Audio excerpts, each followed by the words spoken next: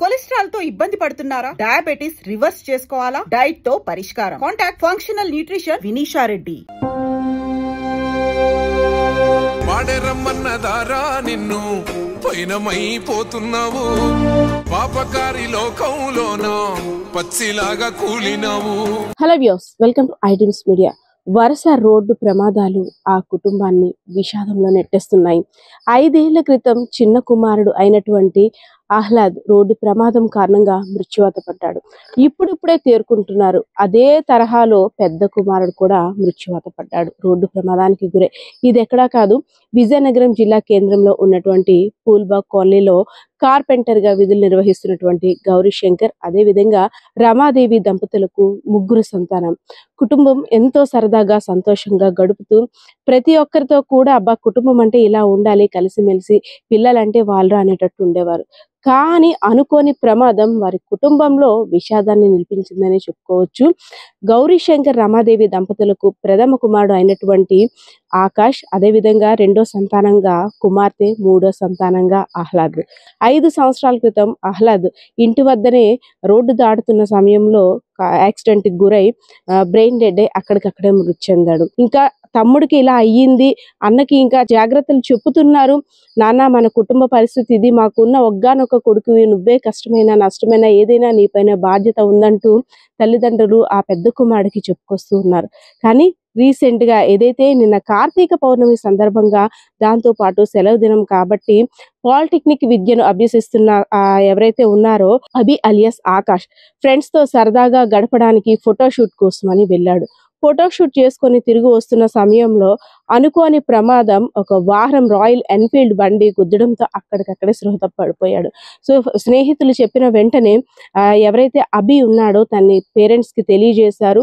వాళ్ళందరూ కూడా హుటాహుటిన ఆసుపత్రికి తరలించారు. సో పరిస్థితి విషమించింది, ఇక్కడ మా వల్ల కాదు, వైజాగ్ తీసుకెళ్ళిపోండి అంటే, నా బిడ్డని ఎలా అయినా బ్రతికించుకోవాలంటూ ఒక ప్రైవేట్ ఆసుపత్రిలో చికిత్స అందించడానికి ఆ తల్లిదండ్రులు తమ స్తోమతకు మించి డబ్బులు ఖర్చు పెట్టడానికి కూడా ముందుకు వచ్చారు.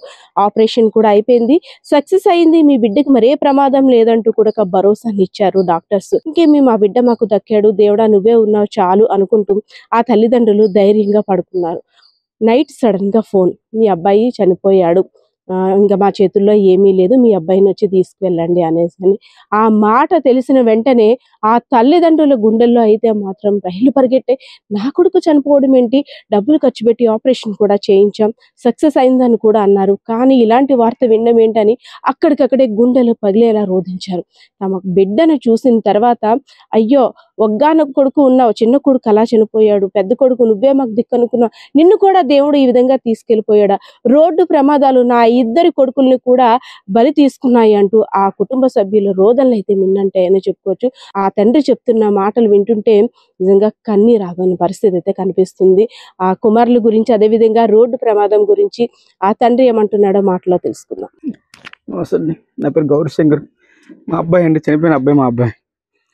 ఫోటోషూట్ 6:30కి గంటెడ దగ్గరికి, గంటెడ హైవే, వైజాగ్ హైవే ఉంది కదా, హైవే దగ్గర ఫోటోషూట్ చేస్తుండగా అవతల నుంచి ఒక వ్యక్తి వచ్చి ఇన్ఫీల్డ్ మీద గుద్దిసాడంట. గుద్ది స్పాట్లో పడిపోయాడంట. మొత్తం లోపల అంతా ఇన్నర్ బ్లీడింగ్ అయిపోయింది. పెద్ద హాస్పిటల్ తీసుకెళ్ళి, అక్కడ దగ్గర ఏదో హాస్పిటల్ ఉంటే అక్కడ తీసుకెళ్తే ఇంజక్షన్ చేశారంట. అక్కడి నుంచి బాగోలేదంటే పెద్ద హాస్పిటల్ తీసుకెళ్లారు. అక్కడ వాళ్ళు కూడా చేతులు ఎత్తేసారు. అప్పుడు చిట్రామర్ హాస్పిటల్ తీసుకెళ్ళామంట. అక్కడ అతను కూడా ఇబ్బంది, మా దగ్గర ఎక్విప్మెంట్ లేవండి, మేము చేయలేమండి, మీరు ఇంక వేరే పెద్ద హాస్పిటల్కి తీసుకెళ్ళిపోండి, లేకపోతే వైజాగ్ కేర్ కానీ దేనికి తీసుకెళ్ళిపోండి అంటే, నా ఫ్రెండ్ రిపోర్ట్ చేస్తే తిరుమల హాస్పిటల్ తీసుకెళ్ళామండి. అక్కడ ఆపరేషన్ చేశారు. 2,50,000 80,000 కట్టమని చెప్పారు. నేను పేదవాడిని, కొద్దిగా కడతానండి, ఎంత ఒక అమౌంట్ కడతానండి, 70,000 కట్టానండి. ఆపరేషన్ చేశారండి, సక్సెస్ అయిందన్నారండి. అందరూ కలిసి ఇంటికి వచ్చారండి. నేను ఒకటి ఉన్నాను అక్కడ, నేను మా మాయ గారు ఉన్నాం అక్కడ. 3:30 ఫోన్ చేశారండి. ఫోన్ చేసి సీరియస్గా ఉంది, కష్టంగా ఉంది, కొద్దిగా క్రిటికల్గా ఉందండి అని చెప్పారు. అప్పుడే ప్రాణాలు పోయాయండి. తర్వాత 4 గంటలకు ఫోన్ చేశారండి, సిఆర్పిఎల్ చేశారు, గుండె మీద కొద్దిగా 4:45 నిమిషాలకండి ప్రాణం పోయిందండి.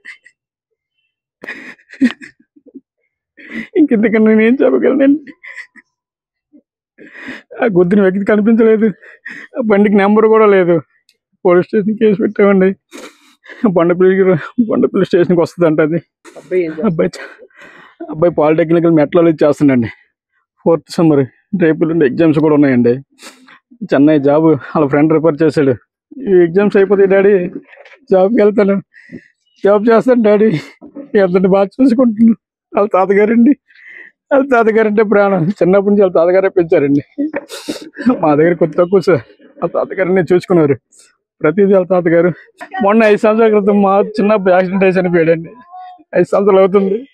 ఇప్పుడు ఈ అబ్బాయికి యాక్సిడెంట్ అండి. పిల్లలు లేరండి, ఎవరు లేదు. ఒక ఆడపిల్ల ఉందండి, ఒక ఆడపిల్ల. ఇక మా మిస్సెస్ అండి, మా అమ్మగారు, మా చెల్లి, మా